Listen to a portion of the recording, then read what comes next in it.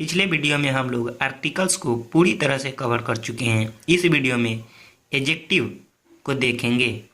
सबसे पहले ADJECTIVES इसका प्रोनाउंसिएशन जान ले कि आखिर इसका प्रोनाउंसिएशन होता क्या है। आप बचपन से पढ़ते आ रहे हैं एडजेक्टिव एडजेक्टिव, लेकिन इसका एडजेक्टिव प्रोनाउंसिएशन नहीं होता।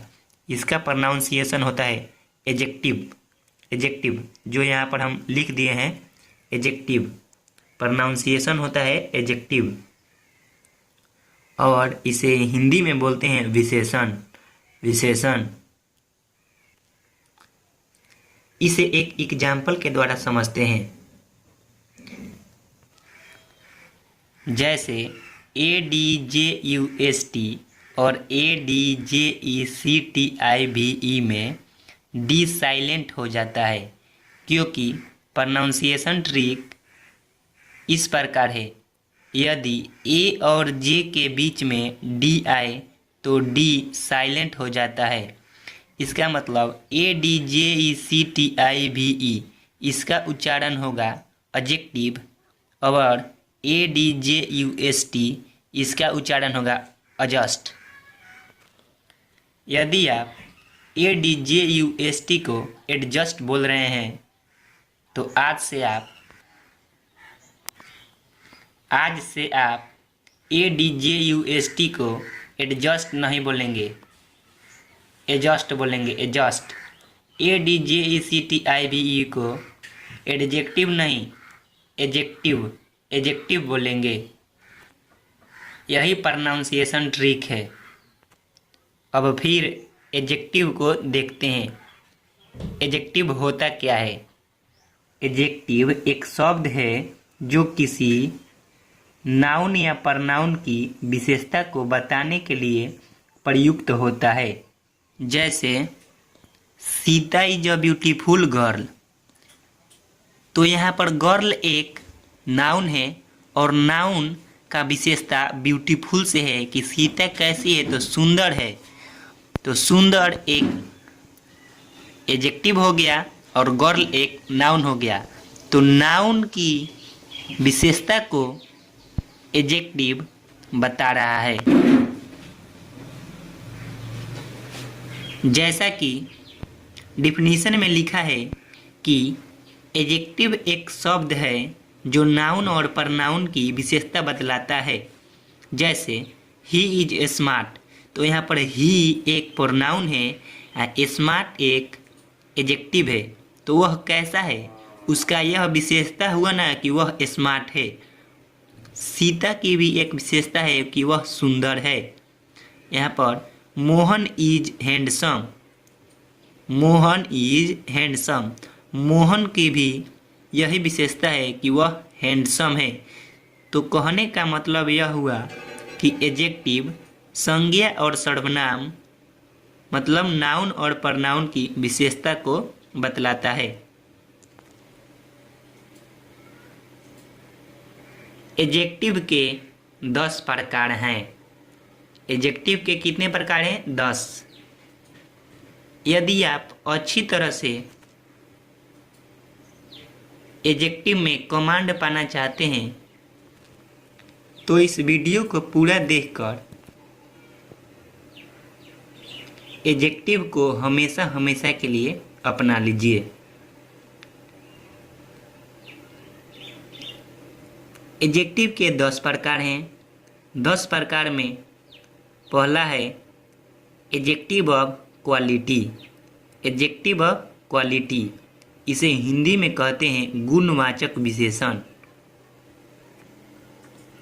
यह नाउन और प्रनाउन के गुण को दिखाता है। मतलब एडजेक्टिव ऑफ क्वालिटी नाउन और प्रनाउन के गुण को दिखाता है। जैसे अमन इज एन इंटेलिजेंट बॉय, अमन एक तेज लड़का है। तो इसका मतलब अमन का यह गुण हुआ कि वह तेज है, तो यह एडजेक्टिव ऑफ क्वालिटी हुआ। सी इज अ ब्रेव गर्ल, वह एक बहादुर लड़की है। तो उस लड़की का यह विशेषता हुआ कि वह लड़की कैसी है? तो बहादुर है, तो यह भी एडजेक्टिव ऑफ क्वालिटी हुआ। Sita is a good girl, Sita एक अच्छी लड़की है, तो उसका भी एक गुण हुआ कि वह अच्छी है। दे आर लेबोरियस, वे लोग मेहनती हैं, अर्थात वे लोग का मतलब उन लोगों का यह विशेषता हुआ कि वे लोग मेहनती हैं। एक और महत्वपूर्ण रूल को जानिए। यदि लगातार मतलब कंटिन्यू दो एडजेक्टिव आ जाए तो किस फॉर्म में रहने पर सही माना जाता है? यदि लगातार दो एडजेक्टिव आ जाए तो किस फॉर्म में रहने पर सही माना जाता है, यह जानेंगे। यदि 2 या 3 एडजेक्टिव एक साथ आ जाए तो उस समय किस टाइप से प्रयोग किया जाएगा इसे जानते हैं। जैसे ही has a new big home, तो यह गलत हो जाएगा। ही has a big new home, तो यह सही हो जाएगा। इसी सेंटेंस के बीच बहुत अंतर है। इस अंतर के द्वारा हम लगातार प्रयोग होने वाले दो एडजेक्टिव को समझते हैं। यहाँ पर NEW न्यू और बिग दो एडजेक्टिव है, तो गलत हो गया है। फिर यहाँ पर बिग और न्यू दो एडजेक्टिव है, तो सही हो गया है। इसके लिए एक ट्रिक बताते हैं। ट्रिक है OSA के फॉर्म में रहे तो सही माना जाता है। OSA के फॉर्म में रहे तो सही माना जाता है। O से बना ओपिनियन, S से बना साइज, A से बना एज। यदि लगातार 3 एडजेक्टिव आए तो पहले उसमें विचार रहना चाहिए, फिर साइज रहना चाहिए, फिर एज रहना चाहिए। यदि लगातार 2 एडजेक्टिव आए तो पहले उसमें साइज रहना चाहिए, फिर एज रहना चाहिए। यही इसका ट्रिक है। OSA, O से बना ओपिनियन, S से बना साइज, A से बना एज। He has a new big home, तो इसमें न्यू जो है एज को बतला रहा है कि वह मतलब नया है। फिर बिग एक साइज है, तो पहले एज को बतला रहा है, फिर साइज को बतला रहा है। यहाँ पर न्यू एक एज है और बिग एक साइज है, तो इस प्रकार प्रयोग हुआ है, इसलिए इसको गलत माना जाएगा। ही has a big new home, यहाँ पर बिग एक साइज है और न्यू एज है, तो यह सही माना जाएगा, क्योंकि हमेशा लगातार एडजेक्टिव आए तो OSA के फॉर्म में प्रयोग किया जाता है। ही has a new big home, तो यहाँ पर न्यू एक एज हो गया और बिग एक साइज हो गया, तो पहले एज का प्रयोग कर दिया गया है, फिर साइज का प्रयोग कर दिया गया है, इसलिए इसको गलत काटा गया है। सेकंड एग्जाम्पल देखते हैं। ही has a big new home, तो पहले यहाँ पर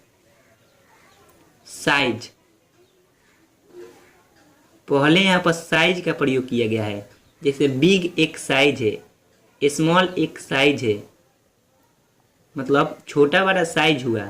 यहाँ पर न्यू नया पुराना ये सब एज हुआ, तो यहाँ पर न्यू एक एज है, तो पहले साइज तो बिग, पहले उसके बाद एज तो न्यू। इसका मतलब यह सेकंड सेंटेंस बिल्कुल सही होगा। ही has a big new home सही होगा, ही has a new big home गलत होगा।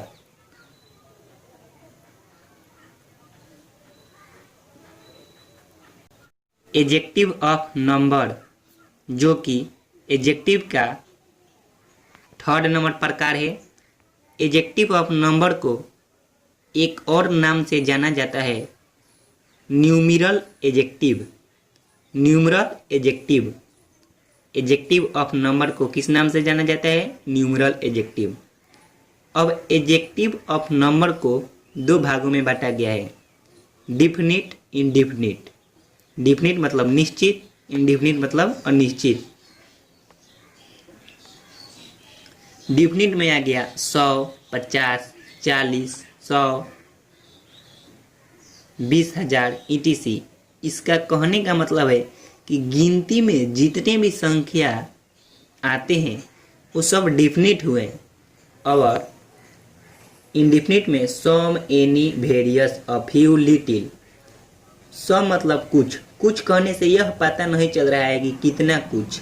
मेनी कहने से यह नहीं पता चल रहा है कि कितना। वेरियस कहने से यह पता नहीं चल पा रहा है कि कितना। अ फ्यू कहने से भी यह पता नहीं चल रहा है निश्चित रूप से कि कितना कितना कम है। और लिटिल से भी नहीं पता चल रहा है। इसका मतलब इंडिफिनिट यह सब अनिश्चित जगह पर प्रयोग किए जाते हैं। इसीलिए एडजेक्टिव ऑफ नंबर को दो भागों में बांट दिया गया है, डिफिनिट, इंडिफिनिट। अब डिफिनिट और इंडिफिनिट के बीच के अंतर को और अच्छी तरह से जानते हैं। Definite, I have 100 rupees.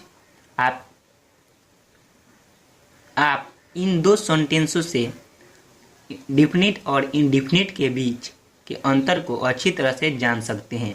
Indefinite में आई हैव मेनी रुपीज कहने का मतलब हुआ आई हैव 100 रुपीज, मेरे पास 100 रुपया है। आई हैव मेनी रुपीज, मेरे पास बहुत सारे रुपया है। हैव 100 रुपीज, मेरे पास 100 रुपये हैं। आई हैव मेनी रुपीज, मेरे पास बहुत रुपये हैं। तो 100 रुपया यह आपके पास निश्चित हुआ और मेनी मतलब बहुत, यह अनिश्चित हुआ। सेकंड एग्जाम्पल को देखते हैं। I have 500 rupees, I have several rupees. तो यहाँ पर 500 निश्चित हुआ, सेवरल अनिश्चित हुआ। यह भी जान लेते हैं कि यदि दोनों अर्थात डिफिनिट और इंडिफिनिट एक साथ आ जाए तो कैसे प्रयोग होगा। मतलब डिफिनिट और इंडिफिनिट के बीच के अंतर को जान गए। अब ये भी जान जाए कि अगर दोनों एक साथ प्रयोग होना हो तो आप किस प्रकार करेंगे। जैसे इसके लिए भी एक ट्रिक है, पहले इंडिफिनिट लिखा जाएगा, उसके बाद डिफिनिट लिखा जाएगा। पहले अनिश्चित को लिखेंगे, फिर बाद में निश्चित को लिखेंगे। जैसे I have many two wheeler cycle, I have many two wheeler cycle, you have several 5 seaters car. कहने का तात्पर्य हुआ आई हैव मेनी, यहाँ पर मेनी इंडिफिनिट हुआ और टू व्हीलर मतलब टू डिफिनिट हुआ। इसलिए यहाँ पर प्रयोग किया गया है पहले इंडिफिनिट को फिर डिफिनिट को। सेकंड एग्जाम्पल में भी सेवरल इंडिफिनिट हुआ, 5 डिफिनिट हुआ। तो ट्रिक के अनुसार पहले इंडिफिनिट लिखा जाएगा, उसके बाद डिफिनिट लिखा जाएगा। उसके अनुसार लिखा गया है। इसका मतलब दोनों सेंटेंस बिल्कुल सही है। नेक्स्ट वीडियो में एडजेक्टिव के कुछ और प्रकार पोसेसिव एडजेक्टिव को देखेंगे और समझेंगे।